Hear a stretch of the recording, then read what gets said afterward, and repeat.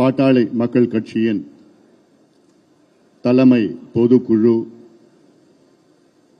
மாமல்லபுரத்தில் வெற்றிகரமாக நடைபெற்றுக் கொண்டிருக்கிறது. இந்த பொதுக்குழுவில் கலந்து கொண்டு எனக்கு முன்பு பேசிய மீண்டும் பாட்டாளி மக்கள் கட்சியின் தலைவர் பொதுச் செயலாளராக பொறுப்பேற்ற மரியாதைக்குரிய திரு வடிவேல் ராவணன் அவர்களே, மீண்டும் பாட்டாளி மக்கள் கட்சியின் பொருளாளராக தேர்வு செய்யப்பட்ட அருமை சகோதரி திலகபாமா அவர்களே,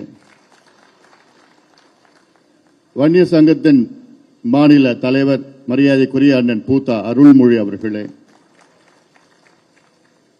பசுமை தாயகத்தின் தலைவரும் பாட்டாளி மக்கள் கட்சியின் சட்டமன்ற குழு தலைவர் முனைவர் சௌமியா அன்புமணி அவர்களே,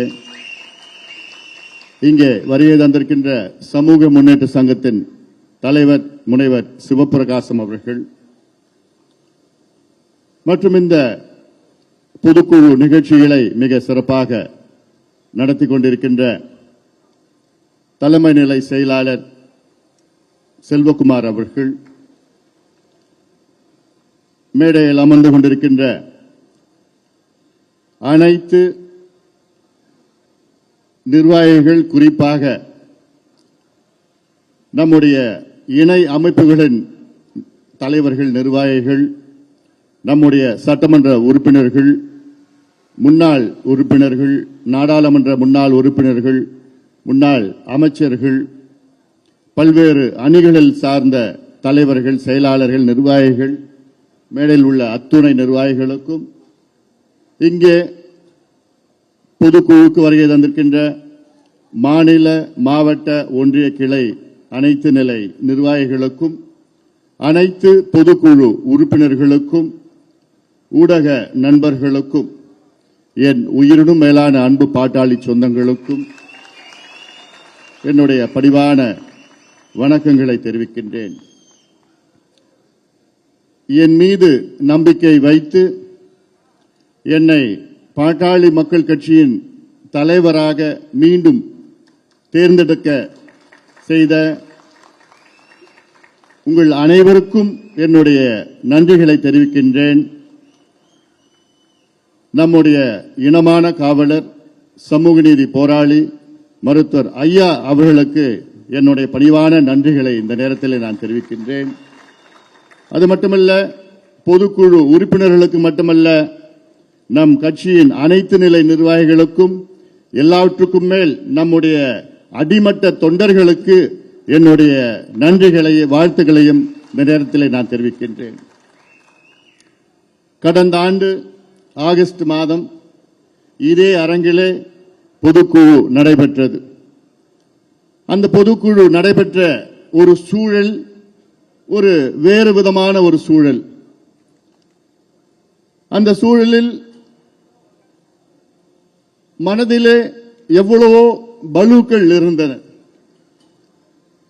அந்த பொதுக்குழுவிலே நான் பேசுகின்ற பொழுதில் அப்போது நான் சொன்னேன், என்ன அந்த அணி, இந்த அணி, அவங்க, நம்ம, இந்த வார்த்தையெல்லாம் கேட்கின்ற பொழுது என் மனதெல்லாம் மிகுந்த பலுவாக இருக்கிறது, மிகுந்த அழுத்தமாக இருக்கிறது. நாம் எல்லோரும் ஒரே குடும்பம்தான், பாட்டாளி குடும்பம்தான். நாம் எல்லோரும் தொடக்கத்திலிருந்து ஒன்றாகத்தான் நாம் இருந்திருக்கின்றோம். இன்று ஏதோ ஒரு சூழ்ச்சியால் இவர்கள் அவர்கள் இங்கு அங்கு என்றெல்லாம் சொல்கிறார்களே, மனதளவில் என்னால் ஏற்றுக்கொள்ள முடியவில்லை என்று கடந்த ஆண்டு இதே அரங்கத்திலே நான் சொன்னேன். இந்த ஆண்டு அத்தனையும் மாறி இன்று மீண்டும் நாம் எல்லோரும் நாம் என்று அந்த வார்த்தை கேட்கின்ற பொழுது எனக்கு உண்மையிலே மகிழ்ச்சியாக இருக்கிறது. இந்த பொதுக்குழுவிலே ஒரு குறை இருக்கிறது. என்ன குறை என்றால், இந்த பொதுக்குழுவிலே ஐயா அவர்கள் இந்த பொதுக்குழுவிலே இல்லை என்று ஒரு குறை இருக்கிறது.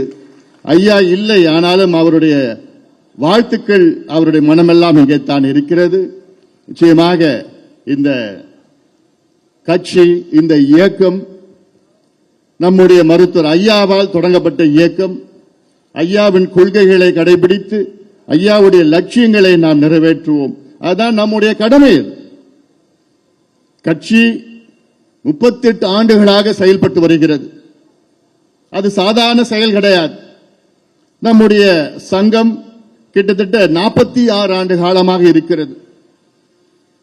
46 ஆண்டுகளுக்கு முன்பு ஐயா அவர்கள் பொது வாழ்க்கையில் ஈடுபட்டு சங்கத்தை தொடங்கி சமூக நீதிக்காக எத்தனையோ போராட்டங்களை நடத்தி இன்று அதன் பிறகு நம் கட்சியை தொடங்கி எவ்வளவோ கொள்கைகளை வகுத்து தமிழ்நாடு இப்படித்தான் இருக்க வேண்டும் என்று நமக்கு கற்றுக் கொடுத்தவர் மருத்துவர் ஐயா அவர்கள் தான். இன்று பாட்டாளிமல் கட்சி தமிழ்நாட்டுக்கு மட்டுமல்ல இந்தியாவுக்கு எத்தனையோ சாதனைகளை செய்திருக்கிறது. அத்துணை சாதனைகளுக்கு சொந்தக்காரர் நம்முடைய மருத்துவர் ஐயா அவர்கள் தான். அவருடைய வழிகாட்டுதல் தான். ஐயாவுடைய சுற்றுச்சூழல் கொள்கை ஐயாவுடையது, கல்விக் கொள்கை ஐயா வகுத்தது தான், வேளாண் கொள்கை ஐயா வகுத்தது தான், நீர் மேலாண்மை ஐயா சொல்லிக் கொடுத்தது தான், கல்வி எப்படி இருக்க வேண்டும், சுகாதாரம் எப்படி இருக்க வேண்டும், கிராமப்புற சுகாதாரம் எப்படி இருக்க வேண்டும், மது எப்படி அழிக்க வேண்டும் ஒழிக்க வேண்டும் என்று சொல்லிக் கொடுத்தது நம்முடைய மருத்துவர் ஐயா அவர்கள் தான். ஐயா அவர்கள் நம்மிடம் இங்கே இல்லை என்றாலும் அவருடைய கொள்கை அவருடைய லட்சியம் நிச்சயமாக நாம் எல்லோரும் சேர்ந்து நிறைவேற்றுவோம். இதுதான் நாம் ஐயாவுக்கு செய்கின்ற அந்த நன்றி கடன். அதில் எனக்கு மட்டுமில்ல, எனக்கு முன்பு பேசிய அத்துணை தலைவர்களும் சொன்ன கருத்துத்தான். ஐயா அவர்கள் வாழ்கின்ற காலத்திலே பாட்டாளி மக்கள் கட்சி தமிழ்நாட்டை ஆள வேண்டும். இது நிச்சயமாக நடக்கும். காரணம், நம் கட்சி அப்படிப்பட்ட ஒரு கட்சி. அது நம் கட்சியின் கொள்கைகள் அப்படிப்பட்ட கொள்கைகள். நம் கட்சிக்கு தொலைநோக்கு பார்வை, தொலைநோக்கு சிந்தனை தமிழ்நாட்டில் உள்ள மற்ற கட்சிகளுக்கு வேறு கட்சியாக, அதாவது மாற்று கட்சியாக நமக்கு தனித்துவம் இருக்கிறது. PMK is a different party in Tamil Nadu than other parties. நமக்கும் மற்ற கட்சிகளும் தனித்துவம், சிறந்த கொள்கைகள் இருக்கிறது. அந்த அடிப்படையில் தான் தைரியத்தோடு நம்பிக்கையோடு நான் சொல்கின்றேன், வருகின்ற 2031 தமிழ்நாட்டை பாட்டாளி மக்கள் கட்சி ஆளும், உறுதியாக ஆளும். அதற்கேற்ப வியூகங்களை நாம் அமைப்போம். அதற்கேற்ப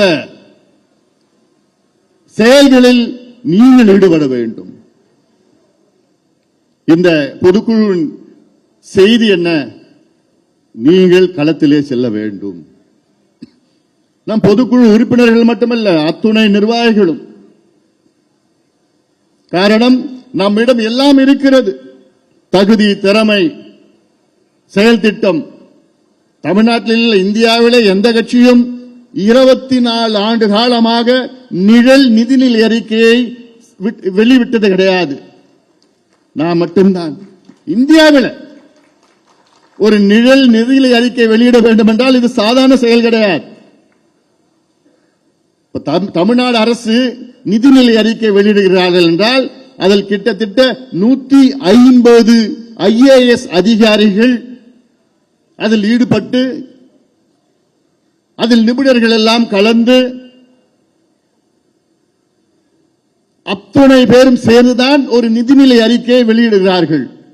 ஆனால் பாட்டாளி மக்கள் கட்சி நினைச்சு பாருங்க, 24 ஆண்டு காலமாக ஒரு நிழல் நிதிநிலை அறிக்கையை வெளியிட்டு, வெற்றிகரமாக வெளியிட்டு தமிழ்நாட்டிற்கு எத்தனையோ எடுத்துக்காட்டு தமிழக அரசிற்கு செயல் திட்டங்களை கொடுத்து வருகின்றோம். இதை விட ஒரு தகுதி எந்த கட்சிக்கு தமிழ்நாட்டில் இருக்கிறது? எல்லாவற்றுக்கும் மேல் நம்முடைய முனைவர் சௌமியா அன்புமணி அவர்கள் பேசுகின்ற நேரத்திலே சொன்னார்கள், 100 ஆண்டுகளுக்கு முன்பு எடுக்கப்பட்ட சமூக நீதி கணக்கெடுப்பு, ஜாதிவாரி கணக்கெடுப்பு 100 ஆண்டுகளுக்கு முன்பு. அதன் பிறகு முதல் முறையாக தமிழ்நாட்டிலே இந்த ஆண்டு சாதிவாரி கணக்கெடுப்பு நடத்தப்படும் என்று அறிவிப்பு சட்டமன்றத்திலே ஆளுநர் உரையிலே வந்திருக்கிறது என்றால் அதற்கு முழு காரணம் மருத்துவர் ஐயா அவர்களும் பாட்டாளி மக்கள் கட்சியும் தான் காரணம். ஏனால் இது ஏதோ ஒரு கணக்கெடுப்பு, இது ஒரு சாதி கணக்கெடுப்பு அப்படி எல்லாம் ஒரு சில பேர் பேசுகிறார்கள். அவர்களுக்கு அந்த அளவுக்கு புரிதல் இல்லை. இந்த கணக்கெடுப்பு நடத்தினால் தமிழ்நாடு முன்னேறும், அனைத்து விதத்திலும் தமிழ்நாடு முன்னேறும். அதுதான் நம்முடைய இலக்கு. அந்த வகையில நீங்கள் நம்முடைய இலக்கை நோக்கி 2031 பாமக ஆட்சி, நம்முடைய ஆட்சி வர வேண்டும். அதற்கு நமக்கு களம் நமக்காக இருக்கின்ற அமைத்த களம் இது. கடந்த சட்டமன்ற தேர்தலில் நாம் வெற்றி பெற முடியவில்லை. ஆனாலும் தேர்தலுக்கு பிறகு தலை நிமிர்ந்து நின்று கொண்டிருக்கின்றோம். மற்ற கட்சிகள் எல்லாம் துவண்டு அடங்கி ஒடுங்கி இருக்கின்ற நேரத்திலே நாம் மட்டும்தான் தலை நிமிர்ந்து நிற்கின்றோம். காரணம் மக்களுடைய நமக்கு ஆதரவு. தேர்தல் முடிந்தவுடன் வேகமாக களத்தில் இருப்பது ஒரே ஒரு கட்சி தான், பாட்டாளி மக்கள் கட்சி. ஆளுங்கட்சி அது வேறு, அவர்கள் ஆட்சியில் இருக்கின்றார்கள்.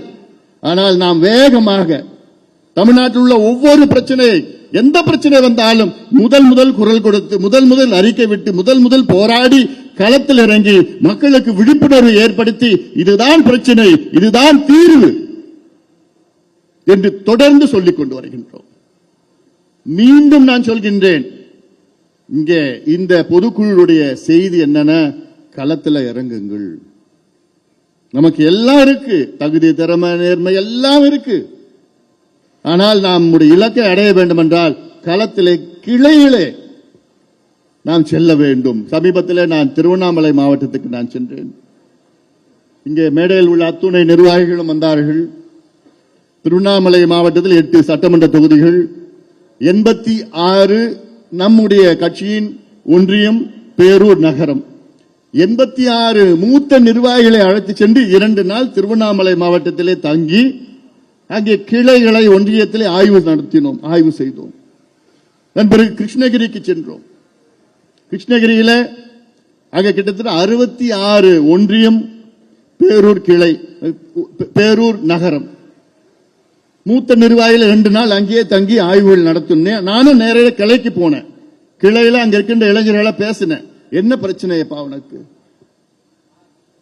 அதுல பல பேர் சொன்னாங்க, எங்களுக்கு மாவட்ட செயலாளர் யாருன்னு தெரியல. இது நம்ம உண்மையை நம்ம ஏத்துக்கணும். அப்போ என்ன நிலையில நாம அரசியல் நடத்திட்டு இருக்கிறோம், நம்ம கட்சி நடத்திட்டு இருக்கிறோம். ஏன்னா இது இவங்க சொன்னாங்க, இல்லங்க நாங்க போறோம்னு. நான் சொன்னேன், நானே வரேன். ஏன்னா நம்ம மேடையில பேசலாம், தமிழ்நாடு ஃபுல்லா சுத்தி வரலாம், சட்டமன்றத்தில் நல்லா பேசலாம், பொதுக்கூட்டத்தில் நல்லா பேசலாம், மாநாடு நடத்தலாம், நடைபயணம் நடத்தலாம், எல்லாம் பண்ணலாம். ஆனால் நம்முடைய கிளை நீரோட்டமாக இருக்க வேண்டும். அப்போதான் நாம் தேர்தலில் வெற்றி பெற முடியும். சில ஒன்றியத்தில் ஒன்றிய செயலாளர் யாருன்னு கூட தெரியலன்னு சொன்னாங்க. ஒன்றிய செயலாளர் நாங்க பார்த்ததே இல்லை. இதை மாற்றி அமைக்க வேண்டும். அதுதான் இந்த செய்தி, இந்த பொதுக்குழு செய்தி. அதுதான் உங்களுக்கு நான் சொல்லணும். தயவு செய்து களத்துக்கு போங்க. இல்ல நான் மாவட்ட செயலாளர், நான் இப்படிதான் இருப்பேன்னா அப்போ நீங்க மாவட்ட செயலாளர் இருப்பதற்கு தகுதியற்றவர்கள். நீங்க மாவட்ட செயலாளர் எங்கன்னா கிராமத்துக்கு போகணும். இந்த பேஸ்புக் வச்சுக்கிட்டு, ட்விட்டர் வச்சுக்கிட்டு, சோசியல் மீடியா வச்சுக்கிட்டு, பதிவு வச்சுக்கிட்டுலாம் பண்ணாதீங்க. போதும். இதுதான் என்னுடைய எதிர்பார்ப்பு உங்கள்கிட்ட. நீ எந்த பொறுப்பு வந்தாலும் சரி, கிளைக்கு போங்க. நீங்க எடுத்துக்காட்டாக இருங்க. பல ஒன்றிய செயலாளர்கள் போறது கிடையாது, பதிவு போட்டு அரசியல் பண்ணிட்டு இருக்கிறாங்க. தயவு செய்து போங்க. இதுக்கு பிறகு எப்படி இருந்தீங்களோ இதன் பிறகு மாற்றிக்கொள்ளுங்கள். இதுதான் உங்ககிட்ட நான் கேட்கிறேன். நான் வீரவசனம் மேடையில பேசல, நாங்க வருவோம், அடுத்தது நாங்க தான் நிச்சயமா வருவோம். ஆனால் வர வைப்பது உங்கள் தான். ஏன்னா நான் கிளைக்கு போய் கேட்டப்போ அவங்க சொன்ன, இந்த இளைஞர்கள் சொன்னாங்க, என்ன சொன்னாங்க தெரியுமா? ஐயா, இந்த ஊர்ல ஒரு பஸ் ஸ்டாண்ட் இல்ல, ரோடு சரியா இல்ல, பஸ் வரல, இந்த பிரச்சனைக்கு தீர்வு வரலன்னா கூட பரவாயில்ல. ஆனா இந்த பிரச்சனைக்குன்னு யாராவது வந்து இது பேசினா எங்களுக்கு போதும். எங்க கிராமத்துக்கு வந்து பஸ் வரல, இந்த ரோடு சரியில்லை, இந்த ஒரு பாலம் போடணும், இந்த பிரச்சனையை பேசினாலே போதும், நாங்க அரசியல் செய்ய முடியும். ஆனால் பேசுவதற்குள்ள யாரும் வருவது கிடையாது. அதுதான் அவங்க எதிர்பார்க்கிறாங்க. தீர்வு எதிர்பார்க்கல. தீர்வு வந்தா சந்தோஷம். ஆனா அதை விட வந்து கேட்டாலே போதும். அதுதான் இப்ப இருக்கிற சூழல்ல. தயவு செய்து அதை நீங்கள் உங்களை திருத்திக் கொள்ளுங்கள், மாற்றிக்கொள்ளுங்கள். நாங்க தலைமையில வேகமா போனா பிரயோஜனம் கிடையாது. நீங்க எங்க கூட வரணும். வேகம், அந்த வேகத்துல நீங்களும் வரணும். வந்தாதான் வேகமா நம்ம போய் ஒன்னா போக முடியும். தலைமை வேற விதமா வேகமா போயிட்டு கீழே இருக்கிறவங்க செயல்படலன்னா பிரயோஜனப்படாது. 38 வயசு நமக்கு, கட்சிக்கு 38 வயசு. நினைச்சு பாருங்க. 2 ஆண்டுகளுக்கு முன்பு கட்சி தொடங்கி இன்னைக்கு ஆளுங்கட்சி. நம்ம 38 ஆண்டு காலமாக எத்தனையோ போராட்டங்கள், எத்தனையோ ஆர்ப்பாட்டம், எத்தனையோ சிறை, எத்தனையோ சாதனைகள் செஞ்சிருக்கிறோம். எவ்வளவு மாநாடுகள் நடத்தியிருக்கிறோம். நம்மை போன்ற தமிழ்நாட்டில் வேற எந்த கட்சியும் கிடையாது. எவ்வளவு நம்ம செஞ்சிருக்கிறோம். எவ்வளவு மாற்றங்கள் வந்திருக்கு நம்மால தமிழ்நாட்டுக்கு வந்திருக்கிறது. ஆனா நம்ம ஆள முடியல. இன்னைக்கு அந்த ஏக்கம் எல்லார் மத்தியிலும் இருக்கு. நம்ம மத்தியில இருக்கு, ஏக்கம் இருக்கு. இன்னைக்கு மேகதாது அப்படின்னு தமிழ்நாடு மக்கள் இன்னைக்கு மேகதாது பிரச்சனை என்னன்னு தெரிஞ்சுக்கிறதுக்கு காரணமே பாட்டாளி மக்கள் கட்சி தான். இது நான் பெருமையா நான் சொல்லுவேன். ஏன்னா அதுக்கு முன்பு சில இளைஞர்கள் ஏன் கர்நாடகால டேம் கட்டினா என்ன, வீணா போற தண்ணியே தடுக்க டேம் கட்டினா என்ன, புரிதல் இல்லாத பேசினாங்க. அப்புறம் நம்ம பேசி மேகதாது பிரச்சனைனா என்ன, அதோடைய வரலாறு என்ன, 1892 ஒப்பந்தம் என்ன, 1924 ஒப்பந்தம் என்ன, 74 ஏன் புதுப்பிக்கல, யார் இருந்தாப்போ, அதன் பிறகு நடுவர் மன்றம் எப்ப அமைச்சாங்க, 90 அமைச்சாங்க, 91 இடைக்கால தீர்ப்பு, 2007 இறுதி தீர்ப்பு, 2013 கெசட் நோட்டிபிகேஷன், 2018 உச்ச நீதிமன்றம் தீர்ப்பு, அதன் பிறகு இப்ப பிரச்சனை எல்லாம் வந்துட்டு நிறைய எல்லாமே சொல்லி அங்க கட்டினா நமக்கு தண்ணி வராது. எவ்வளவு தண்ணி மாசம் மாசம் விடணும், எத்தனை எவ்வளவு பெரிய காற்று அழிக்கிறாங்க, இதெல்லாம் சொல்லி அங்க போய் நேரடியா போய் களத்துல போய் அதை போய் சோசியல் மீடியாவிலையும் அதெல்லாம் சொல்லி இப்பதான் ஓ இவ்வளவு பிரச்சனை இருக்கா. அது மட்டும் இல்ல, நாடாளுமன்றத்தில் மாநிலங்களவையில ஒரு கேள்வி எழுதி ஒரு கேள்வி இல்ல, நான் போட்டது 15 கேள்வி போட்டேன். 2 கேள்வி தான் பதில் சொல்லியிருக்கிறாங்க. 15 கேள்வி போட்டிருக்கிறாங்க. அது 2 கேள்வி பதிலே இன்னைக்கு மத்திய அரசு நிலைப்பாட்டு வெளி வந்துடுச்சு. இப்போ நான் கேட்ட கேள்வி மேகதாது அணை சம்பந்தமா கேட்ட கேள்வி இல்ல, மத்திய அரசு என்ன பதில் போட்டிருக்காங்க, மேகதாது அணை கர்நாடகா கட்டணும்னா தமிழ்நாடு அனுமதி தேவையில்லை என்று ஒரு பதில் நாடாளுமன்றத்தில் என் கேள்விக்கு பதில் அளித்திருக்கின்றார்கள். இது எவ்வளவு பெரிய அப்பட்டமான ஒரு பொய், தமிழ்நாட்டுக்கு எவ்வளவு பெரிய ஒரு துரோகம் இது.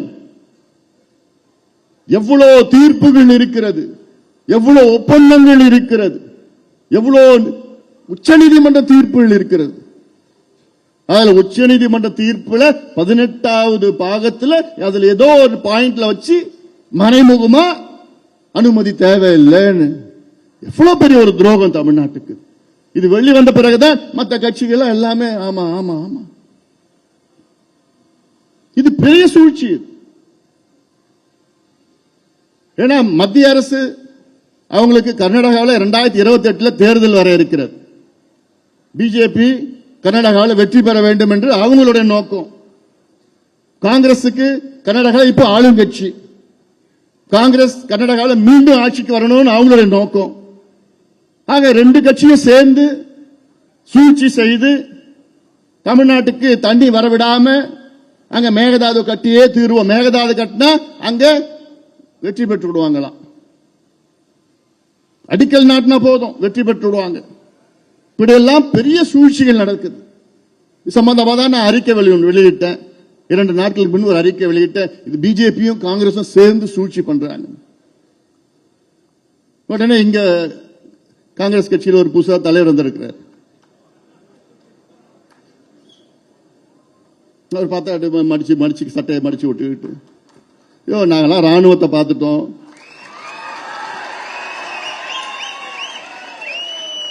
துப்பாக்கி சூட பார்த்துட்டோம், தடியடிய பார்த்துட்டோம், ஜெயில எல்லாத்தையும் நாங்க பார்த்துட்டோம். நீங்க அப்ப பிறக்க கூட இல்லை. நாங்க பேசுறோம்னா அமைதியா போய் நாங்க ஆக்கப்பூர்வமான அரசியல் பண்ணிட்டு இருக்கிறோம். நாங்க தனியா நின்று எத்தனையோ சட்டமன்ற உறுப்பினர்களை நாங்க வெற்றி பெற்றிருக்கிறோம். தனியா நின்று உங்களால ஒரு கவுன்சிலர் கூட ஜெயிக்க முடியாது. தனியா நின்று பேச வந்துட்டு அங்க கர்நாடகாவில் DK சிவகுமார் வந்து குழந்தையை கிள்ளி விடுவாராம். அங்க காங்கிரஸ், கர்நாடகா காங்கிரஸ் முதலமைச்சர் DK சிவகுமார் குழந்தையை கிள்ளி விடுவாராம். தமிழ்நாடு காங்கிரஸ் இங்க வந்து தொட்டில் ஆட்டுவாங்களாம். டிராமா என்ன நாடகம்? இவங்க கட்சியுடைய தலைவர் மரியாதைக்குரிய திரு ராகுல் காந்தி 1ஆம் தேதி வராரு. இன்னைக்கு ஆகஸ்ட் 1ஆம் தேதி வராரு. சரி, வந்து அவர் சொல்லட்டும். இப்போ தமிழ்நாட்டுக்கு வராரு. தமிழ்நாட்டுடைய உரிமை காவிரி, தமிழ்நாட்டுடைய உரிமை காவிரியை நாம் காப்போம் என்று மரியாதைக்குரிய மாண்புமிகு திரு ராகுல் காந்தி அவர்கள் சொல்வாரா? சொல்லணும். இது நம்ம உரிமை. காவிரி என்பது நம்முடைய உரிமை. அது காலகாலமா நம்முடைய உரிமை. அது நம்ம தான் அனுபவிச்சுட்டு வரோம். எத்தனையோ ஒப்பந்தங்கள் இருக்கிறது, எத்தனையோ தீர்ப்புகள் இருக்கிறது, தீர்வுகள் இருக்கிறது. அது மட்டுமல்ல, இதே மரியாதைக்குரிய திரு ராகுல் காந்தி அவர்கள்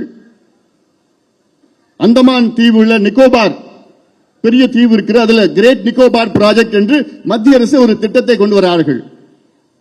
அந்த திட்டம் அந்த பகுதியிலே ஒரு சிறிய அளவில் காட்டை அழித்து தான் அந்த திட்டத்தை கொண்டு வர முடியும். அது ஸ்ட்ராட்டஜிக் ப்ராஜெக்ட். நம்முடைய பொருளாதாரம் மட்டுமல்ல, நம்முடைய இந்திய பாதுகாப்பு அதற்காக கொண்டு வர திட்டம் அது. நிக்கோபார் தீவுல ஒரு திட்டம் அது.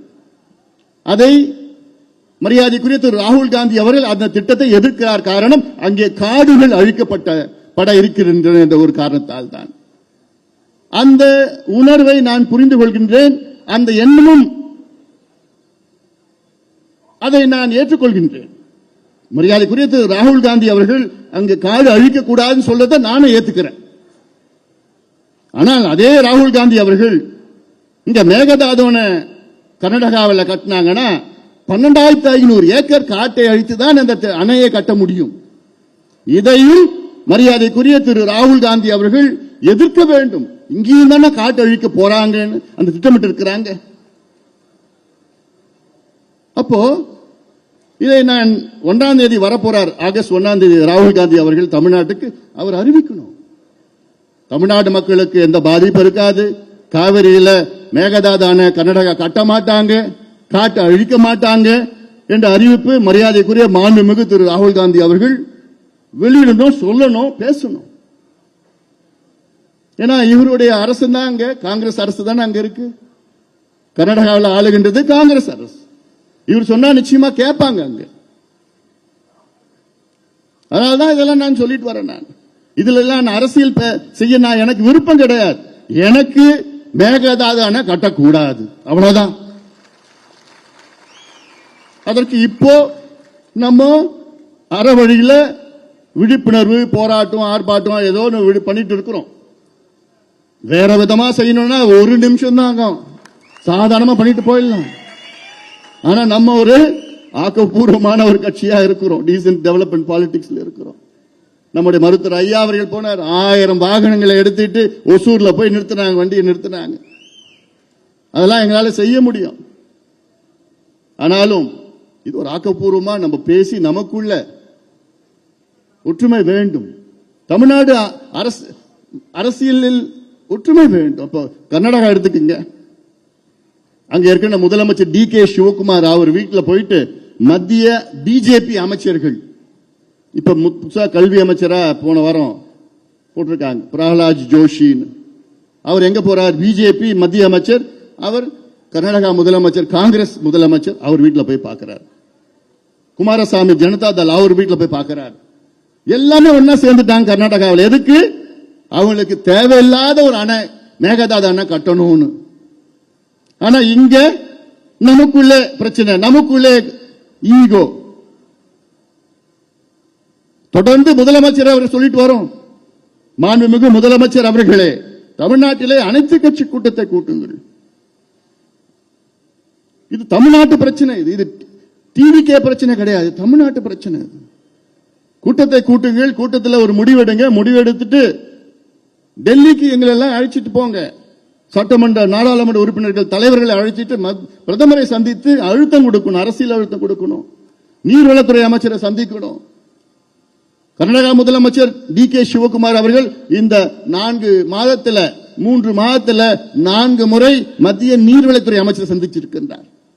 இந்த ஒரு பிரச்சனைக்காக இதைத்தான் செய்யணும். அதன் பிறகு சட்ட போராட்டம் தான். கர்நாடகாவில் போய் பேச்சுவார்த்தை நிச்சயமா இந்த நேரத்தில் வேண்டாம். ஒரு சிலர் புரிதல் இல்லாம, ஏன் எம்ஜிஆர் கூட அந்த காலத்தில் போய் பேசினாரு. எம்ஜிஆர் பேசினது காவிரி தண்ணிக்காக. கர்நாடகாவில் இப்ப அவங்க பேசுறது அழைக்கிறது மேகதாது அணைக்காக. 2 வெவ்வேறு. காவிரி தண்ணி அப்ப கொடுக்கல. ஆனா இப்ப கர்நாடகாவில் மேகதாது அணை கட்டுவதற்காக பேச்சுவார்த்தை நடத்துவதற்காக நீங்க வாங்க. நிச்சயமா மேகதாதுவே நான் ஏத்துக்கல, பிறகு எதுக்கு நான் மேகதாது பத்தி பேச்சுவார்த்தைக்கு நான் கலந்துக்கணும்? எதுக்கு மேகதாது நடுவர் மன்றம்? மேகதாதுவே எனக்கு வேண்டாம், மேகதாதுவே நான் ஏத்துக்கல, மேகதாது நடுவர் மன்றம் எப்படி நான் ஏத்துப்பேன்? இதெல்லாம் உறுதியாக இதை இருக்கின்ற தமிழக அரசு அதை கொஞ்சம் புரிதல் கொஞ்சம் இருக்கணும். ஏன்னா இது மிகப்பெரிய ஒரு பிரச்சனையா நாளைக்கு வரக்கூடாது. அதிகாரிகள் ஆலோசனை பண்ணிட்டு இருக்கிறாங்க. ஆனாலும் அனைத்து கட்சி கூட்டத்தை கூட்டி அனைத்து கட்சிகளுடைய எண்ணங்களை, குறிப்பாக விவசாயிகளுடைய கருத்துக்களை கேளுங்கள். விவசாயிகள் மிகுந்த வருத்தத்தில் இருக்கின்றார்கள். தினம் 2 விவசாயி தற்கொலை செய்திருக்கின்றார். தினம் ஒரு விவசாயி தற்கொலை பண்ணாலே நமக்கு அவமானம். நமக்கு அவமானம். ஒரு விவசாயி தற்கொலை பண்ணா, ஆனா தினம் 2 பேர் தற்கொலை பண்ணிட்டு இருக்காங்க. என்ன காரணம்? அவங்க கடன் தொல்லை. எவ்வளவு கடன் வாங்கியிருக்கிறாங்க? 10,000 ரூபாய், 20,000 ரூபாய், 30,000 ரூபாய், 50,000 ரூபாய். நம்முடைய முனைவர் சௌமியா அவர்கள் சட்டமன்றத்தில் பேசினாங்க. 10,000 கோடி வாங்கிட்டு லண்டன்ல சொகுசா வாழ்ந்துட்டு இருக்கிறான். ஆனா 10,000 ரூபாய் கடன் வாங்கி அதை கேட்டால் கைத்துல தொங்குறான் விவசாயி. முதலமைச்சர் விஜய் அவர்கள் உடனடியாக தமிழ்நாட்டிலே வருகின்ற நிதிநிலை அறிக்கை கூட்டத்தொடரில் அனைத்து விவசாயிகளுடைய கூட்டுறவு வங்கி கடனை முழுமையாக தள்ளுபடி செய்ய வேண்டும், முழுமையாக தள்ளுபடி செய்ய வேண்டும். இது ஒரு சாதாரண செயல். இதுல நீங்க தயவு செய்து உங்க அதிகாரி என்ன சொன்னாலும் நீங்க கேட்காதீங்க. முதலமைச்சர் விஜய் அவர்களே, காமராசரை போல செயல்படுங்கள். காமராசர் அதிகாரி சொல்றதெல்லாம் கேட்க மாட்டார். அவர் பிராக்டிக்கல், யதார்த்தமா பிரச்சனையா, ரைட், இந்த பிரச்சனைக்கு உன்னால தீர்வு கொடுக்க முடியலையா, அதிகாரி எல்லார பிரச்சனை தீர்வு கொண்டு வர முடியலையா, அதிகாரியை மாத்து. எந்த அதிகாரி தீர்வு கொடுக்கிறாரோ அந்த அதிகாரியை போடு.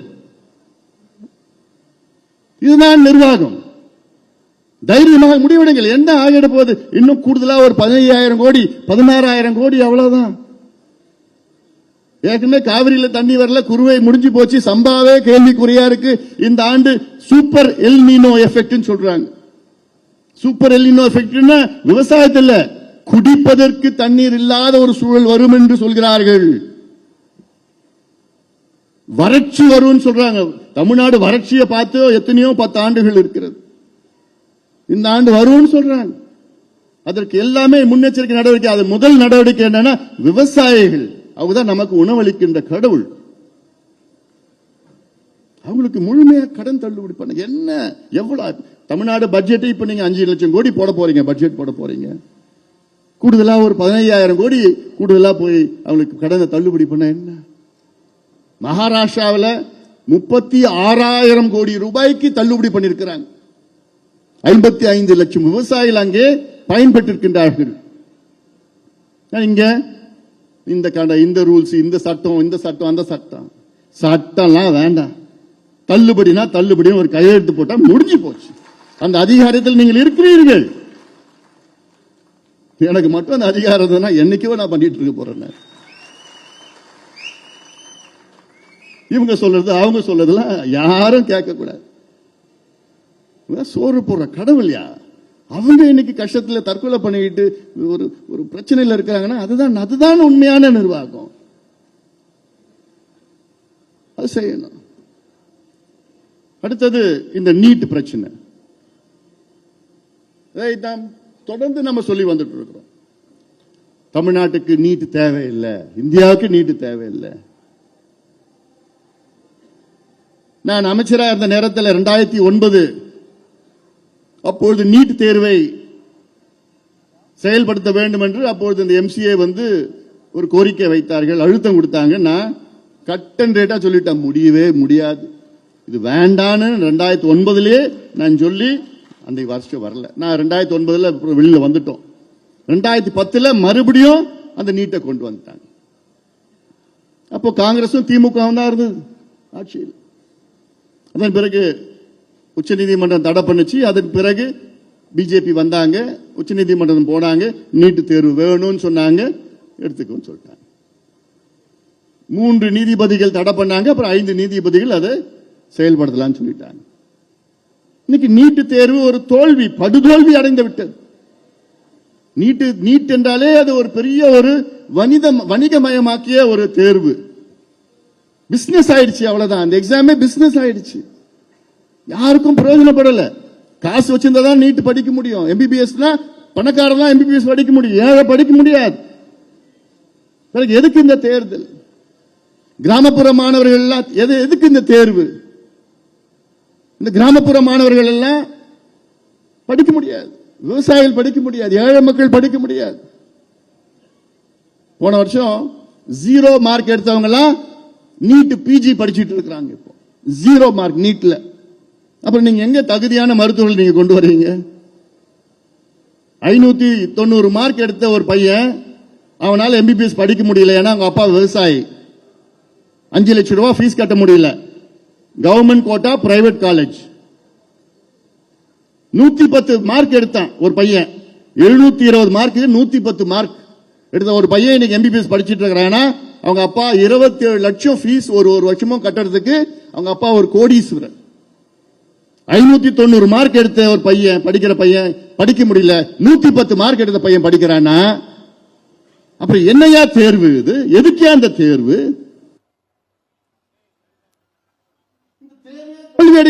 NEET exam has failed miserably. 2 லட்சம் கோடி coaching centre, coaching coaching coaching. 12வது 10வது 12வது நிறுத்திடுங்க. 10வது முடிச்ச உடனே அடுத்தது நீட் கோச்சிங் சொல்லிட்டு போயிடுங்க. 11வது 12வது தேர்வு எல்லாம் வேண்டாம். தமிழ்நாட்டுக்கு ஒரு சட்டம். என்ன சட்டம்? 2006 நுழைவுத் தேர்வை ரத்து செய்கின்ற ஒரு சட்டம் வந்தது. அந்த சட்டம் வந்ததுக்கு காரணமே மருத்துவர் ஐயாவும் பாட்டாளி மக்கள் கட்சியும் தான். எவ்வளோ அந்த அட்மிஷன்ஸ் எவ்வளோ போச்சு, சுலபமா இருக்கு, நல்லா இருந்தது அட்மிஷன்ஸ். நீட் வந்த உடனே பாவம் அந்த பிள்ளை எல்லாம். எனக்கு எல்லாத்தோட என்ன தெரியுமா எனக்கு எல்லாம் ஏத்துக்க முடியல, நம்ம குழந்தைங்க எல்லாம் தற்கொலை பண்றது. ஐயோ, பிள்ளைங்கெல்லாம் படிக்கிற பிள்ளைங்க 15 வயசு 16 வயசு 17 வயசு குழந்தைங்க எல்லாம் என்னால படிக்க முடியல, நீட் பாஸ் பண்ண முடியல, தற்கொலை பண்ணுகின்ற ஒரு தேர்வு. இது ஒரு தேர்வாயா? இது ஒரு நடைமுறையாயா? இது ஒரு கல்வி கொள்கையாயா? குழந்தைங்க நம்முடைய எதிர்காலம். அவர்கள் ஒரு தேர்வை பயந்து தற்கொலை செய்கின்ற ஒரு சூழல் உருவாகுதுன்னா அப்படி ஒரு தேர்வை ரத்து பண்ணுங்கயா, வேணாயா. நம்ம கேட்கிறோம். அதன் பிறகு தமிழ்நாட்டில் எவ்வளோ பிரச்சனைகள் தெரியும். கடந்த ஆண்டு 100 நாள் நடைபயணத்தை மேற்கொண்டோம். ஐயாவுடைய பிறந்த நாள் ஜூலை 25 தொடங்கி 108 நாளுக்கு பிறகு தருமபுரியில் முடித்தோம். அந்த பிரச்சாரம், நடைபயண பிரச்சாரம் மிகப்பெரிய வெற்றி பெற்றது. அதற்கு காரணம் நீங்கள் எல்லோரும் தான். அதற்கு காரணம் அவ்வளவு ஆர்வத்தோடு அந்த நிகழ்ச்சியை நீங்கள் நடத்தினீர்கள். எங்க பார்த்தாலும் போயிட்டு வந்தோம். அந்த நிகழ்ச்சியில சட்டமன்ற தேர்தலில் யார் வர வேண்டும் என்பதை விட யார் வரக்கூடாது என்று தெளிவா அந்த வாதத்தை முன்வைத்தோம். அதுதான் நடந்தது தேர்தல். இந்த தேர்தலில் அதான் நடந்தது. திமுக வர வேண்டாம்னு சொன்னோம், திமுக வரல. அதுல பாட்டாளி கட்சிக்கு மிகப்பெரிய வெற்றி அது.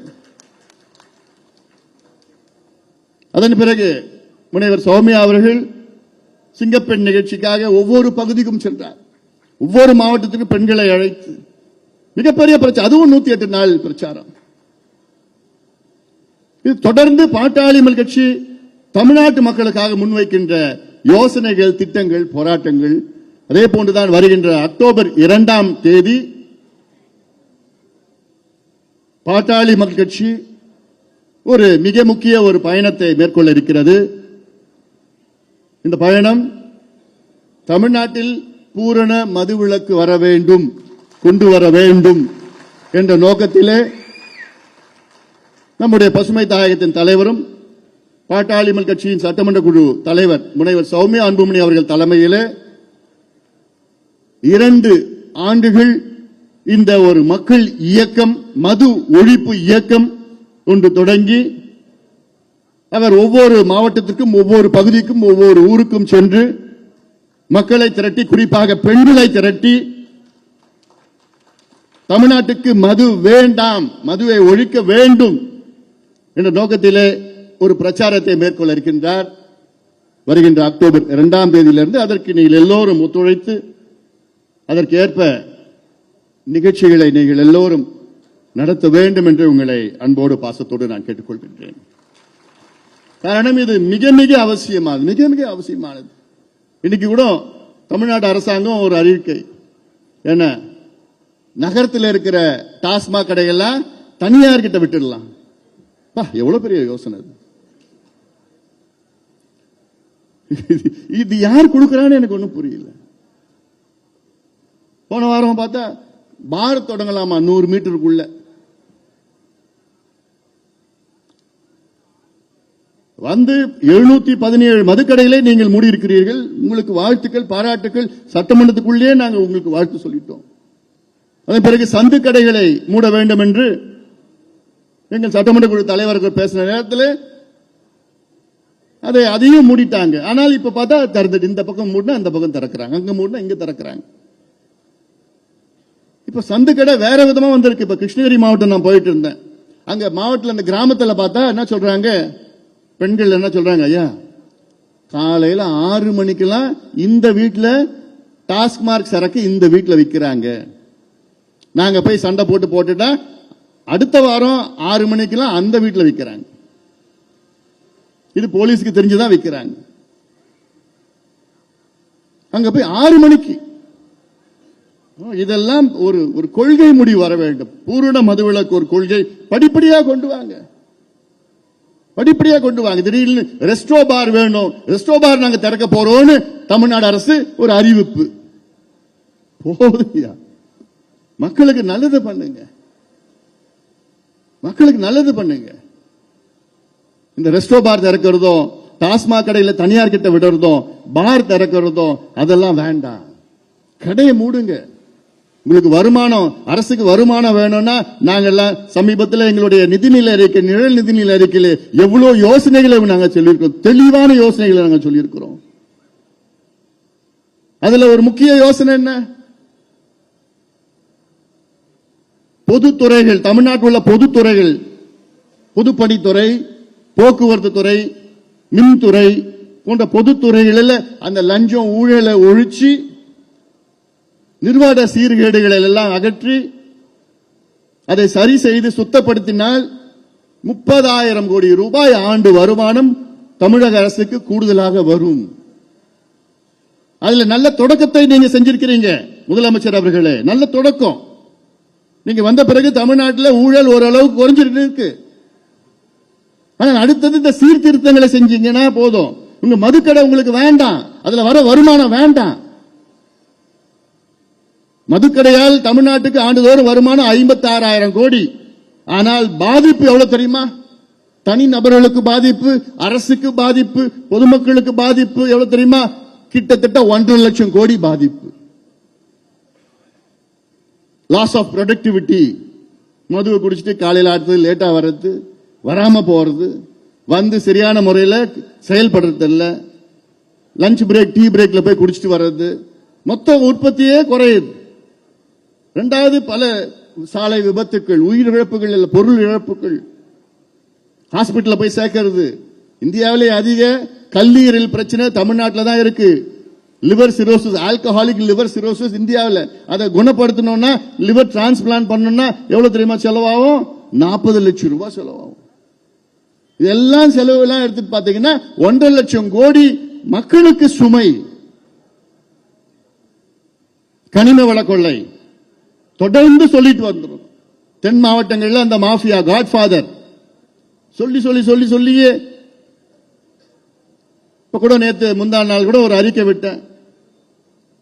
தமிழக அரசு வந்தவுடன் கொஞ்சம் வேகமா இந்த ஊழல் ஒழிப்புலாம் இதெல்லாம் செயல்பட்டாங்க, இப்ப கொஞ்சம் ஸ்லோ ஆயிடுச்சுன்னு சொன்னவுடன் அடுத்த நாளே கனிம வளம் கேரளாவுக்கோ கர்நாடகாவுக்கோ ஆந்திராவுக்கோ எடுத்து செல்லக்கூடாது, 3 மாதம் தடை விதித்திருக்கின்றார்கள். அதை வரவேற்கின்றோம்.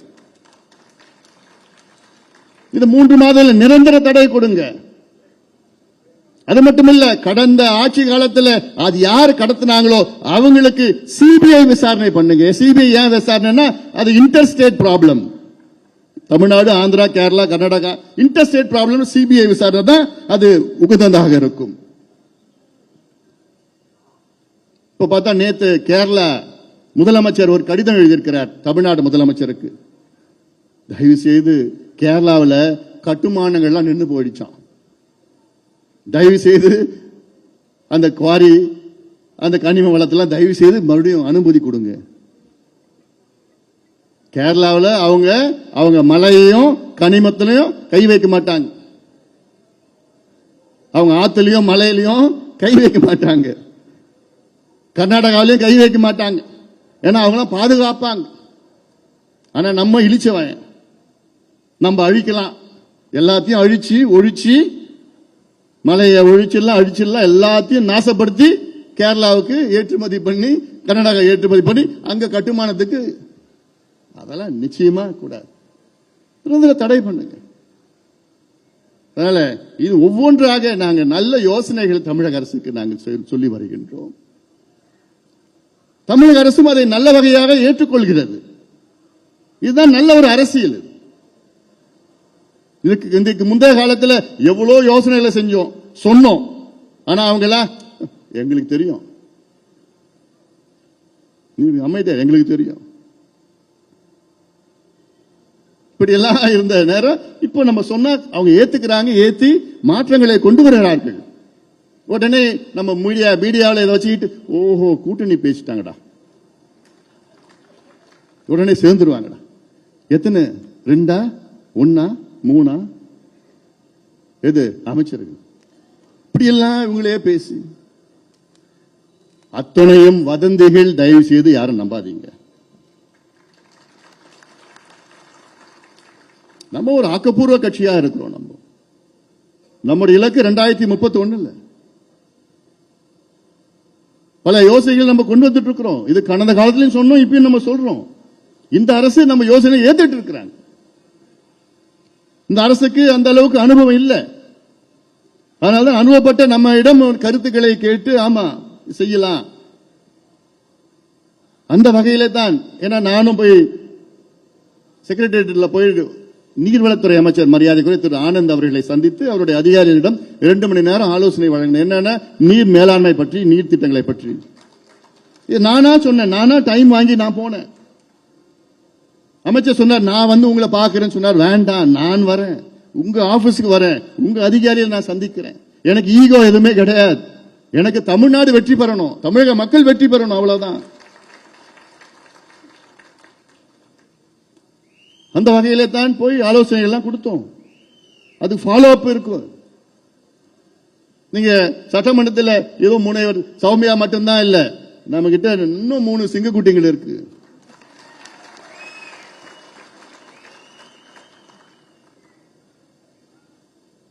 அவங்களையும் பார்க்க போறீங்க நீங்க. அதனால இதெல்லாம் நம்முடைய பெருமைகள். இதெல்லாம்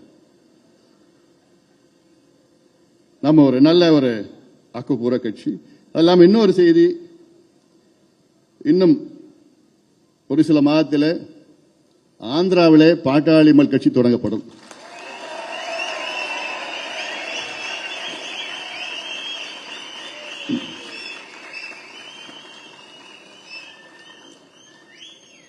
அவ்வளவு ஆர்வமாக இருக்காங்க மக்கள். அங்க கடந்த ஒரு 3 மாதமாக வேலைகள் நடந்து கொண்டிருக்கிறது. வருகின்ற சனிக்கிழமை பனையூர்ல ஒரு முக்கியமான நபர்கள் ஒரு 100 பேர் வராங்க, வந்து பார்க்கறாங்க. ஏன்னா ஆந்திராவில் இருக்க அத்துணை மாவட்டங்களிலிருந்து வராங்க.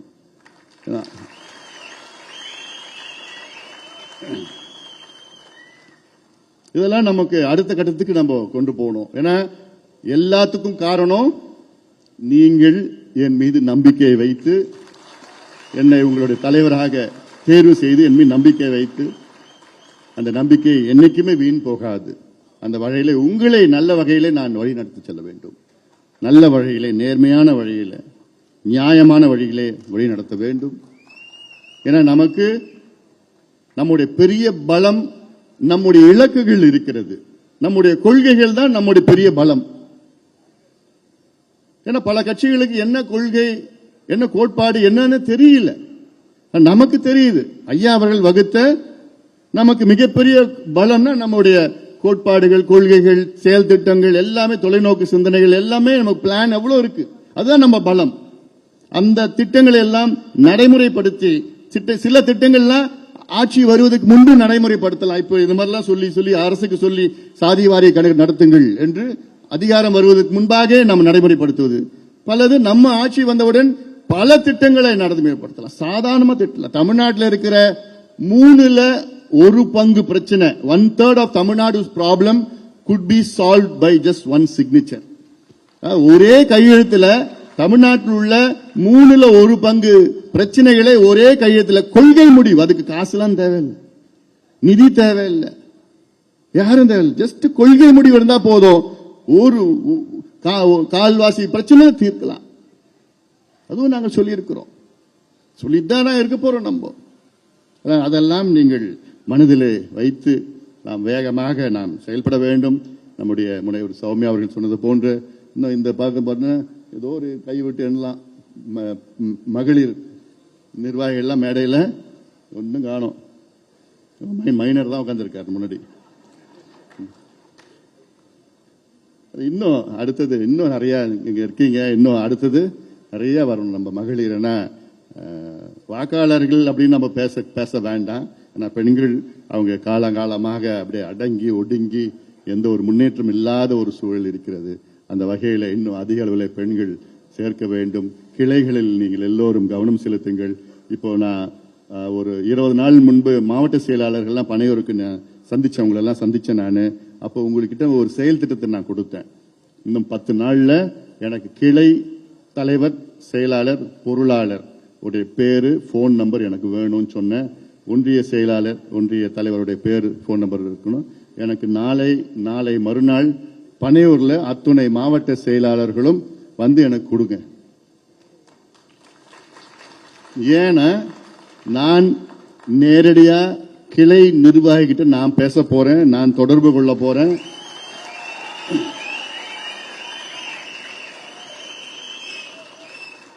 இது வந்து 2-way கம்யூனிகேஷன். சும்மா நம்ம சொல்றது மட்டும்தான் கிடையாது, அவங்க சொல்ற கருத்துகள் இருக்கு. அதனால இதை வந்து ஒரு தொடர்பு நம்ம பண்ண போறோம் நம்ம. அதனால இதை அவசியமா எனக்கு இன்னும் ஒரு 2 நாள் இந்த மாதத்தில் இருக்கு. இந்த மாதம் இறுதிக்குள் தமிழ்நாட்டில் உள்ள அத்துணை மாவட்டத்தில் உள்ள கிளை செயலாளர், தலைவர், பொருளாளர், முக்கியமா பொருளாளர் இல்லாத லிஸ்ட் எனக்கு கொடுக்க கூடாது. அவங்களுடைய போன் நம்பர், பேரு, போன் நம்பர், இமெயில் அட்ரஸ் இருந்ததுன்னா இன்னும் நல்லது. இதையெல்லாம் அவசியமா எனக்கு இன்னும் 2 நாள்ல அவசியமா நீங்கள் கொடுக்க வேண்டும் என்று இந்த நேரத்தில் நான் சொல்ல கடமைப்பட்டிருக்கின்றேன். அதனால நாம் எல்லாம் களத்திலே நல்ல தைரியத்தோடு, நம்பிக்கையோடு நீங்கள் செல்லுங்கள். நம் கட்சி நிச்சயமாக ஒரு வருகின்ற 2031 தமிழ்நாட்டினுடைய ஆளும் கட்சியாக வரும். யாருக்கு எந்த சந்தேகம், அதுக்கேற்ப வியூகங்களை, யுக்திகளை எல்லாம் நாம் வைத்து நாம் வேகமாக நாம் நடைபோடுவோம் என்று இந்த நேரத்தில் கேட்டுக்கொண்டு, மீண்டும் நம்முடைய பொதுச் செயலாளர் வடிவேல் ராவணன் அவர்களுக்கும் நம்முடைய பொருளாளர் சகோதரி திலகபாமா அவர்களுக்கும் இந்த நேரத்தில் என்னுடைய வாழ்த்துக்கள் பாராட்டுக்களை நான் தெரிவிக்கின்றேன். இதே போன்ற மீண்டும் தேர்வு செய்யப்பட்ட அத்துணை நிர்வாகிகளுக்கும் என்னுடைய வாழ்த்துக்கள் நன்றிகள்.